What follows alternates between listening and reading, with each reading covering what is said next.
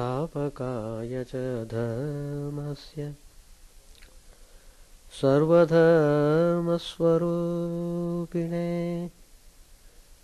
स्थापकाय च धर्मस्य सर्वधर्मस्वरूपिणे अवतारवरिष्ठाय रामकृष्णाय ते नमः। असतो मा सद्गमय तमसो मा ज्योतिर्गमय मृत्योर्मामृतङ्गमय। Om Shanti Shanti Shanti. Let us offer our salutations to Sri Ramakrishna, the embodiment of all legends, the Supreme God Incarnate, who came to establish universal religion. Let us pray to Him to lead us from the unreal to the real, to lead us from the darkness of ignorance to the light of knowledge, to lead us from death to immortality. We have been discussing the topic taken from the Gospel. In the last class, I was dealing with the subject, the 3 essential keys for a successful, meaningful spiritual life. One is seva, service. Second one, sadhana, practice. Third one, samarpan, dedicating everything to the divine. Seva, sadhana, samarpan. These 3 are interlinked. Seva done in a proper way becomes sadhana, spiritual practice. Seva done with spiritual attitude becomes spiritual practice. When what we have done, when we dedicate it to the divine, it becomes samarpan.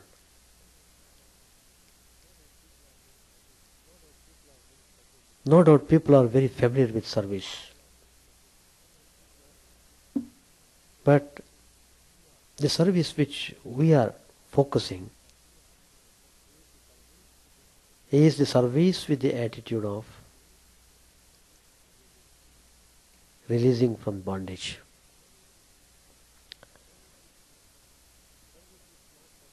Service, if not done with proper attitude, leads one astray. Instead of getting released from bondage, he becomes more bound, aspiring for name and fame, power, position, and so on. The right kind of service is possible only when one sees God in the person served.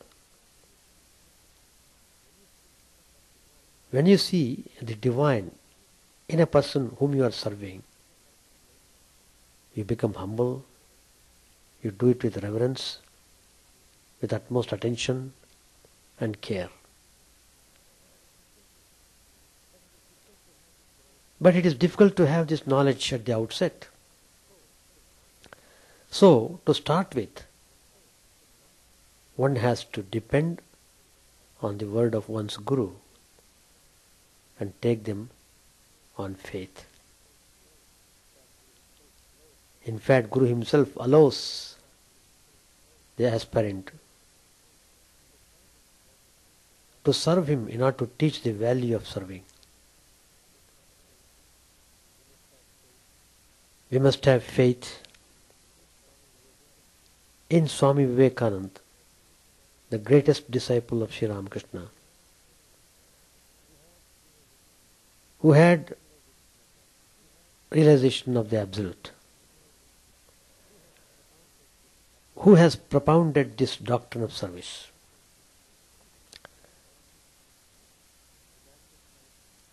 The Master's life is the aphorism, as it were, and Swamiji's is a commentary on it. Swamiji formulated this doctrine of service, seeing God in everything,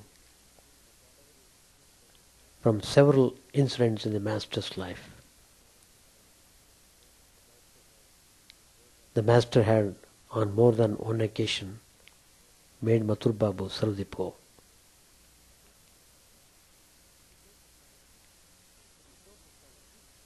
We should know for certain that this world and all living beings are His. He is the Creator. We are His servants. We are blessed to the extent that He, in His grace, allows us to serve His creatures. This attitude must be there, humbleness. And the idea of the divine must be always present when we are serving. Wife, son, daughter, relatives, friends, relations, they are all but so many creatures of God. Whatever you have to do for them, do so with the idea that you are serving Narayana Himself in those forms. Then you won't get attached too much. The one idea that you always have to keep burning in your heart is that whatever you do is for His sake, for His service. Nothing for yourselves. You should always feel in your heart that everything is done for the sake of the God. If you don't seek any personal benefit, material benefit as it were, God paves the way for spiritual benefit. That means you will get wisdom and freedom from bondage.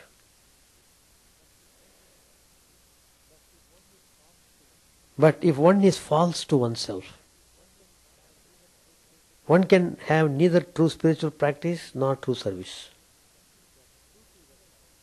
If you are true to yourself, if your thoughts and actions are in accord with each other, pride and egotism can never assail you, whether you are engaged in spiritual practice or service to God. Service and such other activities that Swami Vivekananda has introduced in the great Ramakrishna mission have to be pursued in association with daily spiritual practices as part and parcel of the latter. Only then will service itself be properly done. Instead of this, if one is carried away by the current of social work, one will find it difficult to maintain one's balance. Sometimes success in social services brings in a sort of infatuation. That's no good. It only makes one forget the ultimate goal of life and leads one astray. The works of service as taught by Sri Ramakrishna can never be done properly without regular meditation and spiritual exercise. Work and worship must be carried on together. That is the golden mean. Work should be followed by worship.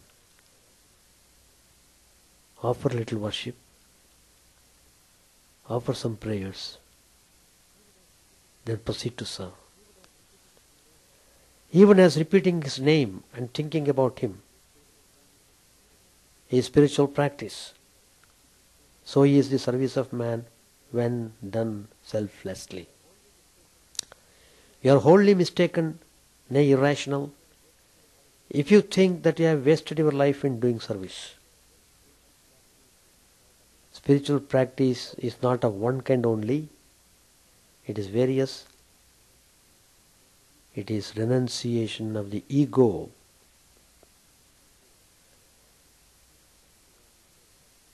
Swami Chidananda says to the disciple, look here, you are serving me, that's very good. The Master is very gracious to you, making you serve one of his sons.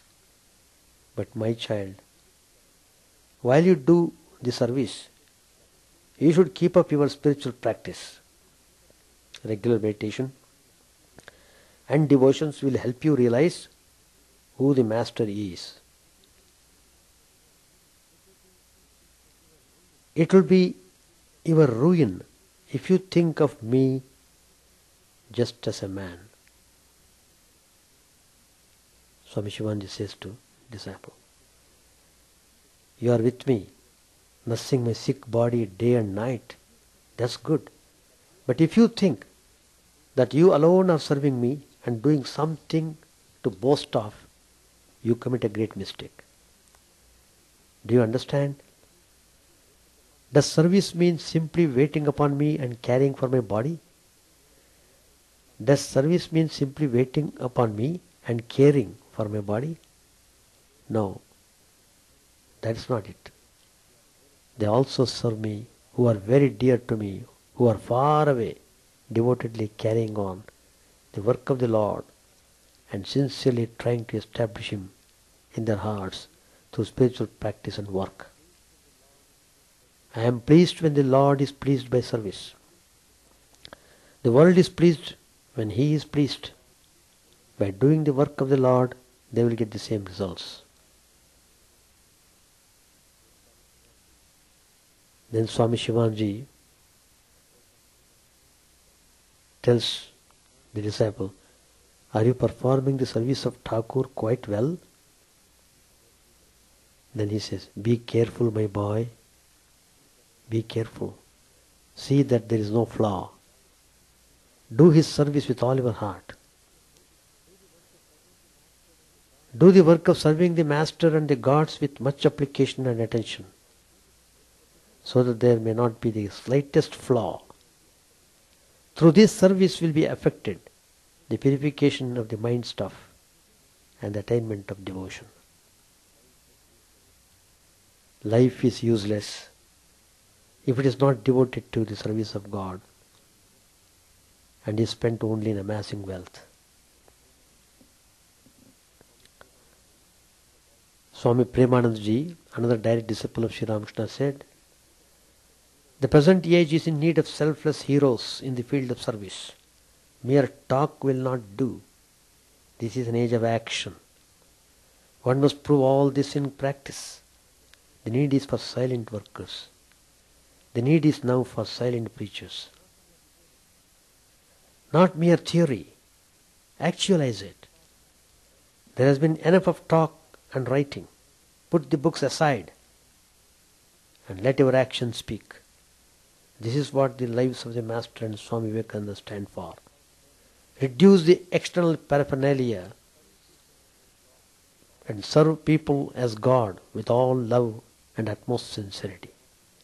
This will certainly bring you devotion and liberation. Have you not acquired in this life the right to love and serve the Lord?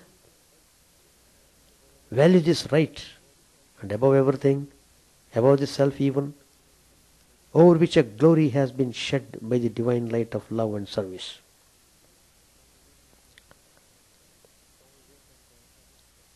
Swami Vivekananda has expressed his views on service very emphatically in complete works. From highest Brahman to the yonder, and to the very minutest atom. Everywhere is the same God, the friend, the same God they all love. Friend, offer mind, soul, body at their feet.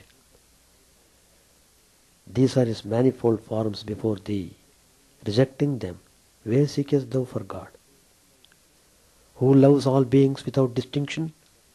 He indeed is worshipping best his God. This is the gist of all worship, to be pure and to do good to others. He who sees Shiva in the poor, in the weak and in the deceased really worships Shiva. And if he sees Shiva only in the image, his worship is but preliminary. He who has served and helped one poor man, seeing Shiva in him, without thinking of his caste or creed or race or anything, with him Shiva is more pleased than with the man who sees him only in temples. He who wants to serve the father must serve the children first. He who wants to serve Shiva must serve his children must. Serve all creatures in the world first. It is said in the scriptures that those who serve the servants of God are his greatest servants. So you will bear this in mind. These are all the words of Swami Vivekananda in his complete works. Again he says, let me tell you that you must be pure and help anyone who comes to you as much as lies in your power. And this is good karma. By the power of this, the heart becomes pure. And then Shiva, who is residing in everyone, will become manifest. Selfishness is the chief sin. Thinking of ourselves first. He who thinks, I will eat first, I will have more money than others, and I will possess everything. He who thinks, I will get to heaven before others, I will get mukti before others, he is the selfish man. The unselfish man says, I will be lost, I don't care to go to heaven. I will go to hell if by doing so I can help my brothers. That means a person should be able to suffer, should not care for, should not be afraid of suffering when it comes to service, suffering people. This unselfishness is the test of religion. The life is short. The vanities of the world are transient, but they alone live who live for others. The rest are more dead than alive. Do you love your fellow men? Where should you go to seek for God? Are not all the poor, the miserable, the weak gods? Why not worship them first? Why go to dig a well on the shores of the Ganga? Sacrifice in the past has been the law. It will be Allah's for ages to come. The earth's bravest and best will have to sacrifice themselves for the good of many, for the welfare of all. Buddhas by the hundred are necessary with eternal love and pity. Religions of the world have become lifeless mockeries. What the world wants is character. The world is in need of those whose life is one burning love, selfless. That love will make every word tell like thunderbolt. Awake, awake, great ones. The world is burning with misery. Can you sleep? Let us call and call till the sleeping gods awake, till the God within answers to the call. What more is in life? What greater work? Then Swamiji says, may I be born again and again and suffer thousands of miseries so that I may worship the only God that exists, the only God I believe in, the sum total of all souls, and above all, my God the wicked, my God the miserable, my God the poor of all races, of all species, is a special object of my worship. Doing good to others out of compassion is good, but The seva, service of all beings in the spirit of the Lord, is better. It is our privilege to be allowed to be charitable, for only so can we grow. The poor man suffers that we may be helped. Let the giver kneel down and give thanks. Let the receiver stand up and permit. See the Lord back of every being and give to him. Doing work is not religion, but work done rightly leads to freedom. In reality, all pity is darkness, because whom to pity? Can you pity God? And is there anything else? Thank God for giving you this world as a moral gymnasium to help your development, but never imagine you can help the world. Self-sacrifice, not self-assertion, is the highest law of the universe. Religion comes with intense self-sacrifice. Desire nothing for yourself. Do all for others. This is to live and move and have your being in God. Selfishness is the devil incarnate in everyone. Every bit of self, bit by bit, is devil.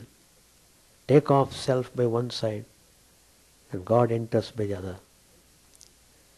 The highest ideal is eternal and entire self-abnegation, where there is no I, but all is thou.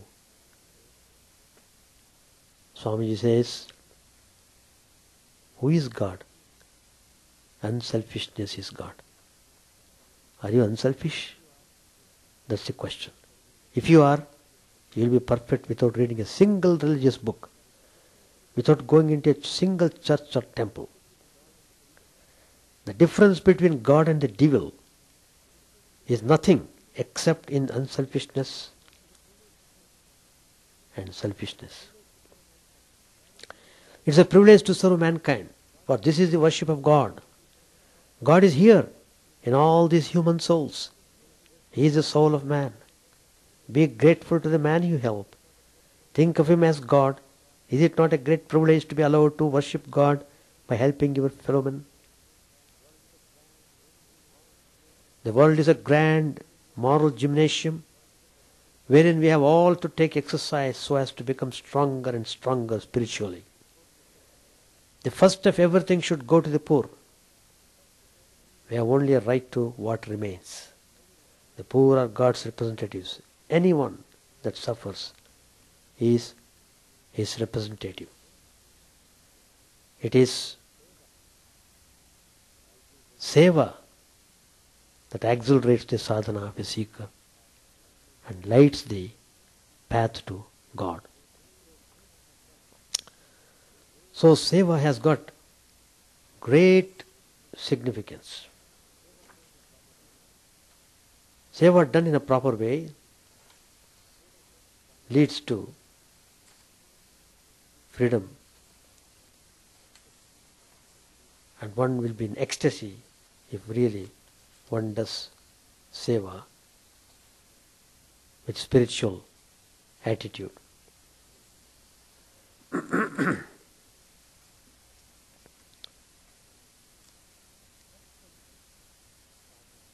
Next comes sadhana.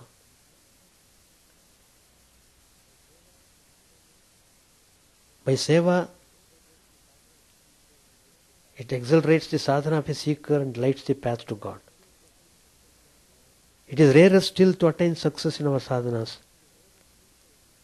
because our own past karma would interfere in many ways in the form of obstacles.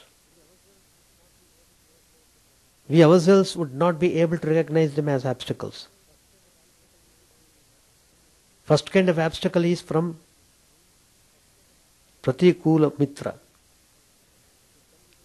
That is, he comes to you as a friend and offers something seemingly in your own interest. In effect, he would, however, distract you. The second kind of obstacle would be in the form of test by divine agencies to find out if we are really sincere about our purpose. Finally, the inimical forces would impede the sadhaka and try to stop him from making spiritual progress. So, these are the points pointed out to us by the spiritual masters. Along with seva, one must do sadhana. All the three are linked together. The first thing that is most important in sadhana is earnestness. What is sadhana? It is spiritual movement consciously systematized.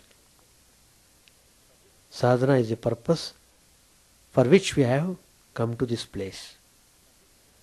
We are on this earth planet just to do sadhana, not to simply waste the time.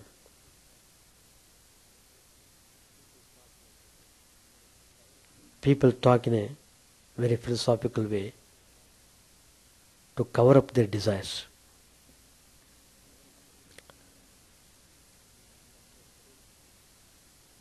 One person was telling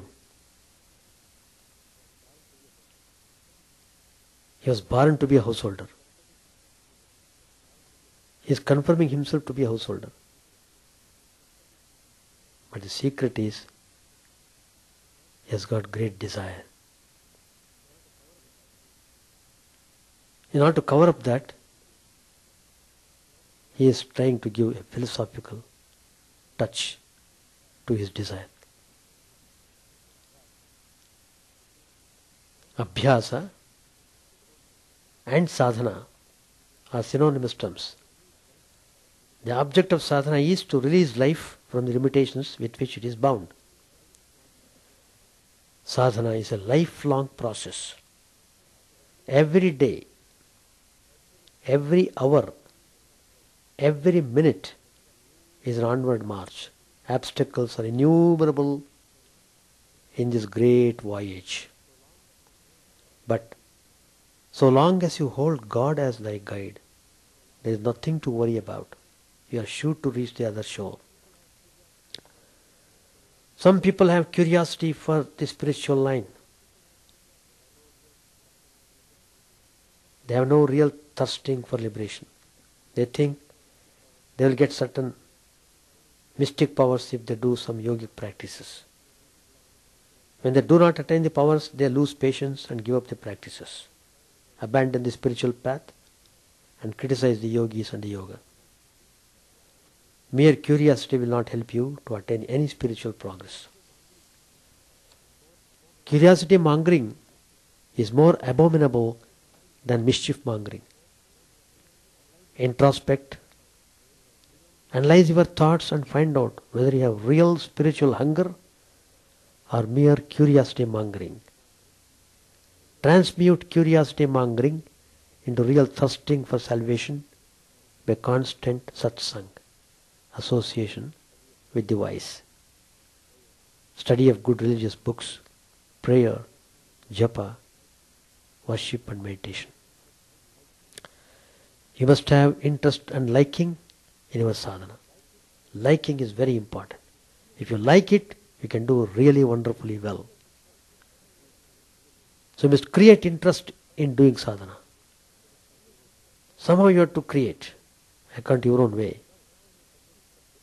You must understand well the technique and benefits of sadhana. You must select a sadhana that is suitable for you. You must have the ability and capacity to do sadhana. Then alone you will have joy in doing the sadhana and full success in it. Service is also one of the sadhanas.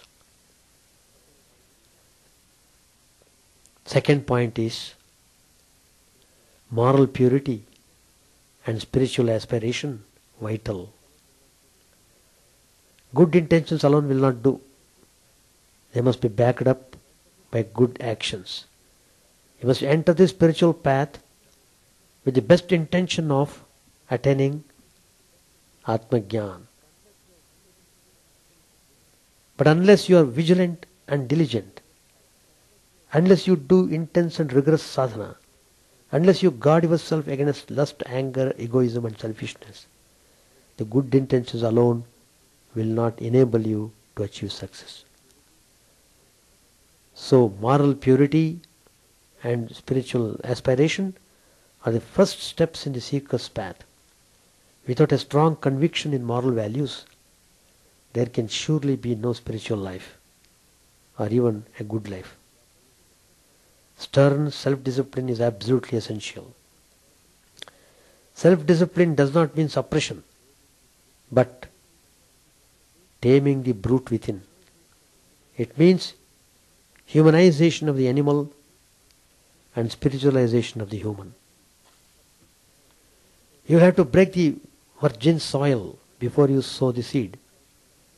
The seed breaks itself before it sprouts out as a plant. Destruction precedes construction. This is the immutable law of nature. You will have to destroy your brutal nature first before you develop divine nature. The spiritual path is rugged, thorny, and precipitous. The thorns must be weeded out with patience and perseverance.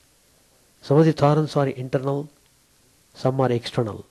Lust, greed, anger, delusion, vanity, etc. are the internal thorns.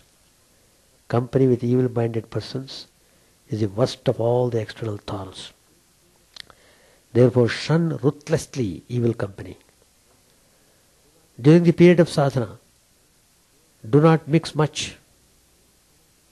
Do not talk much. Do not walk much. Do not eat much.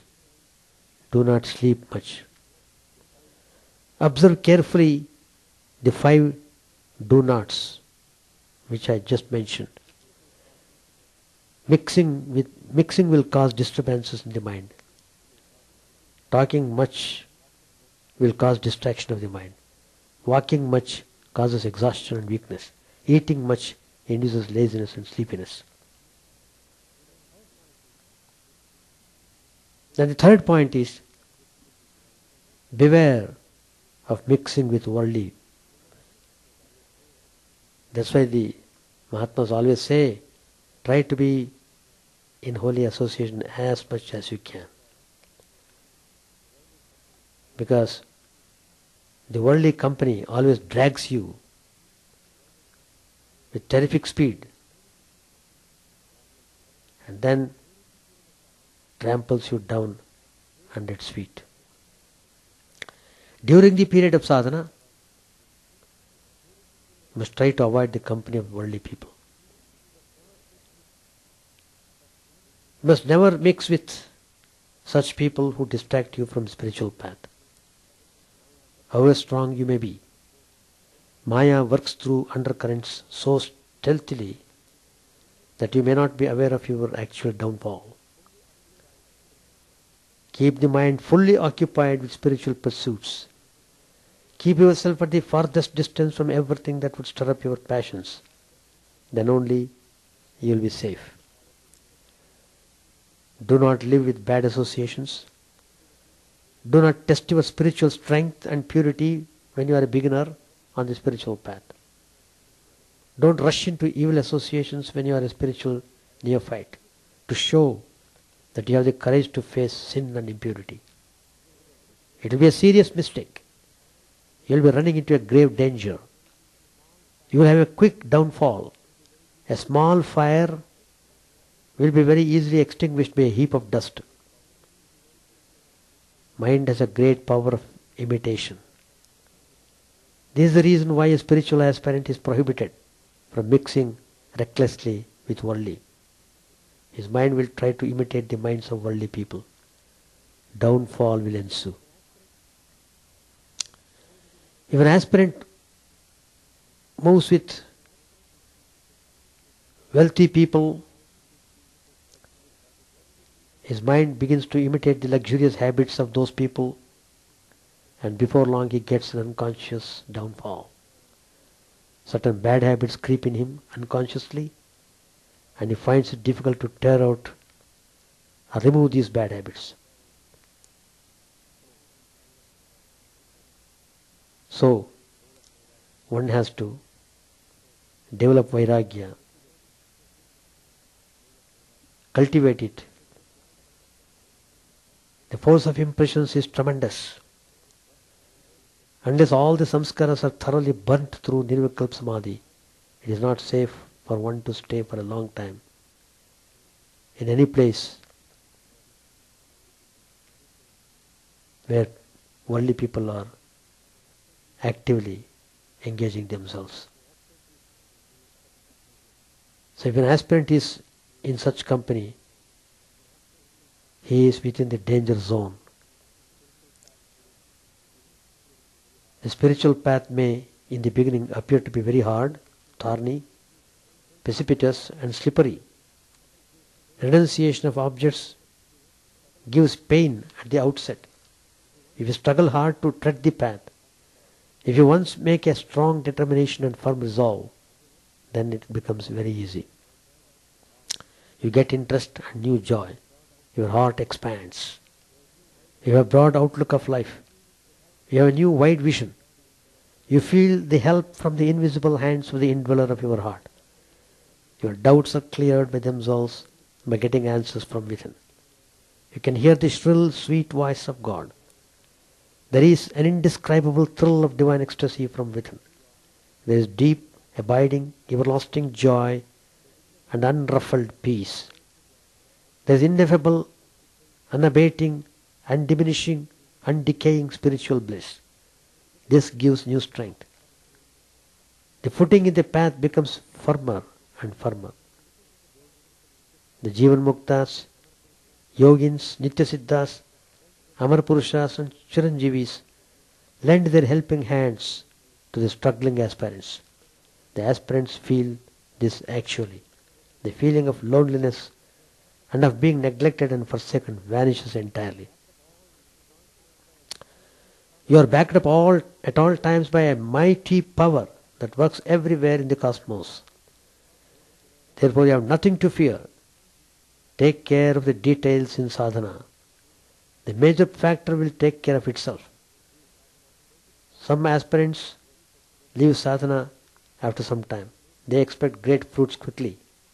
They expect many siddhis within a short time. When they do not get, they give up the sadhana. There are several ranges of consciousness between the ordinary human consciousness and the supra consciousness of Brahman. Different veils have to be torn down on the way. Many lower centers have to be opened up. Many hurdles have to be crossed before the final goal is reached.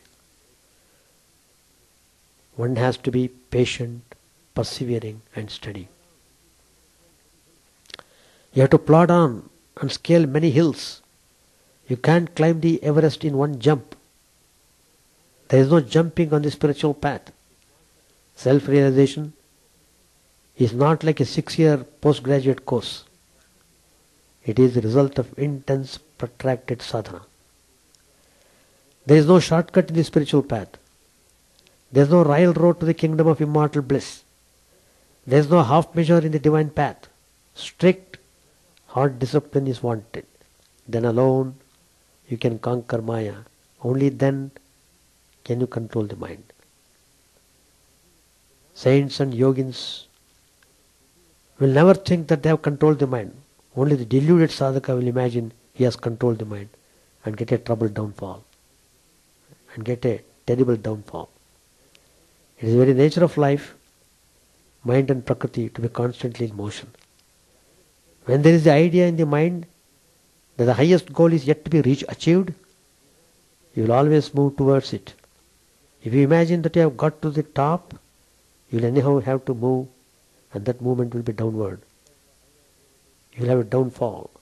Aspire for higher realization till the breath ceases in the nostril.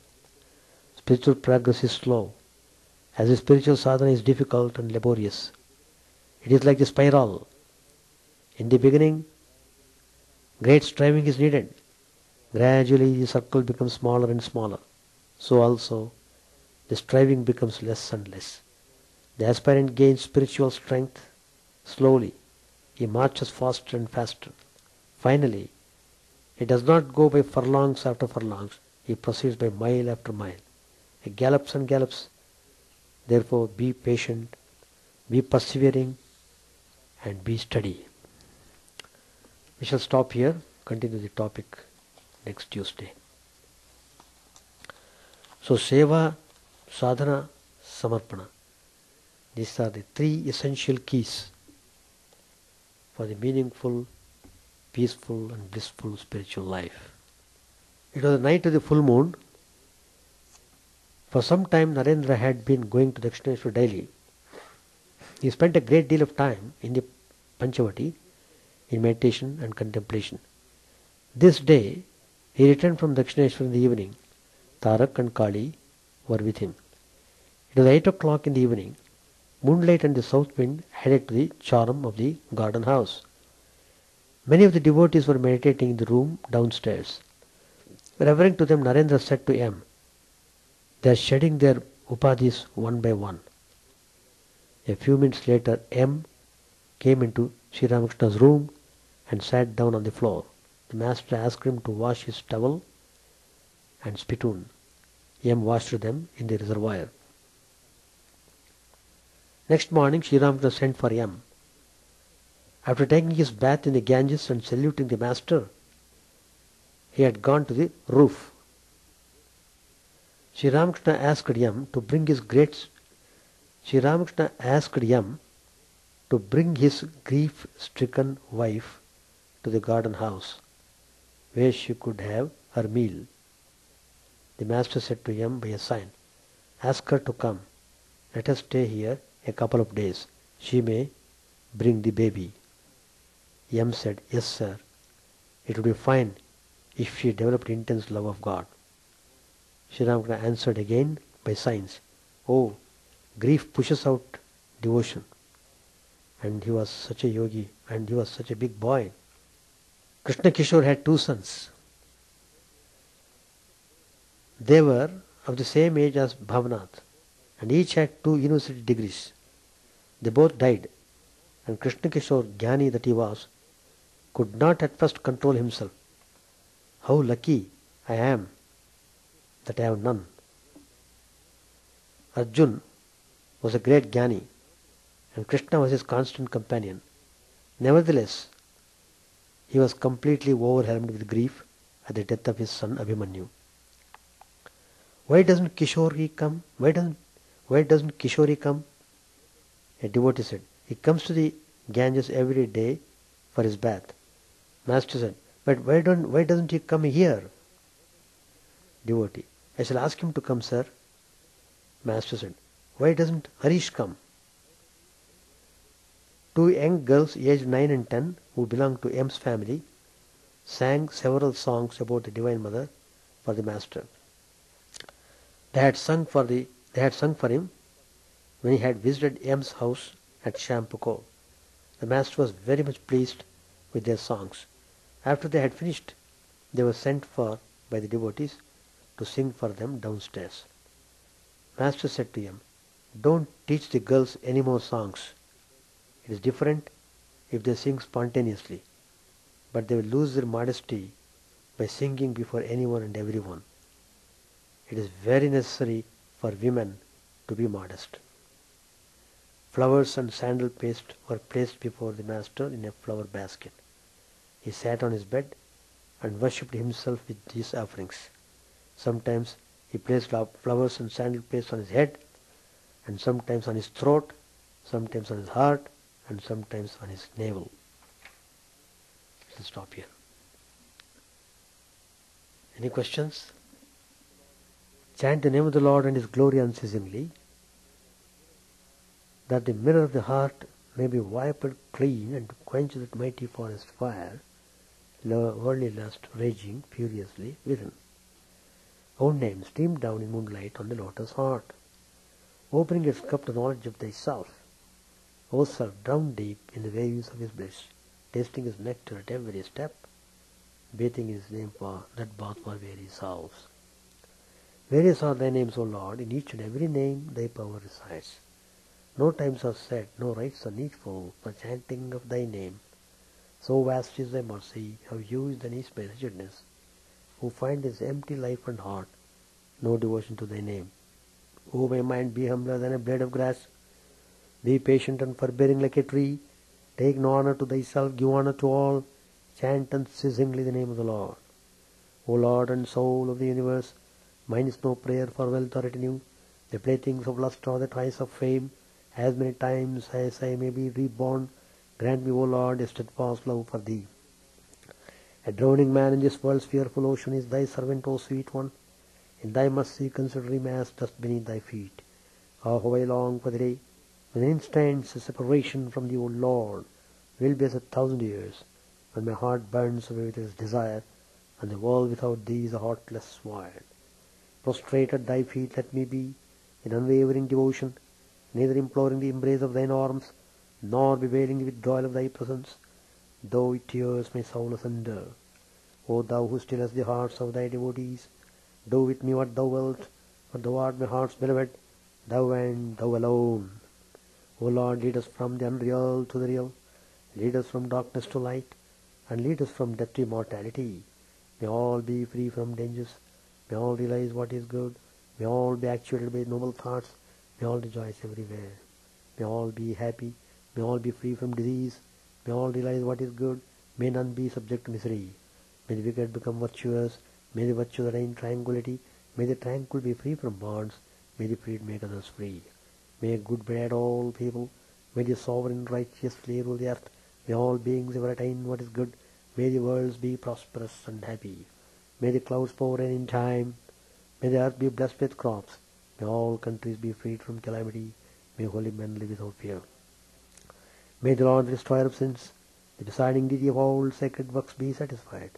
For he being pleased, the whole universe becomes pleased. He being satisfied, the whole universe feels satisfied.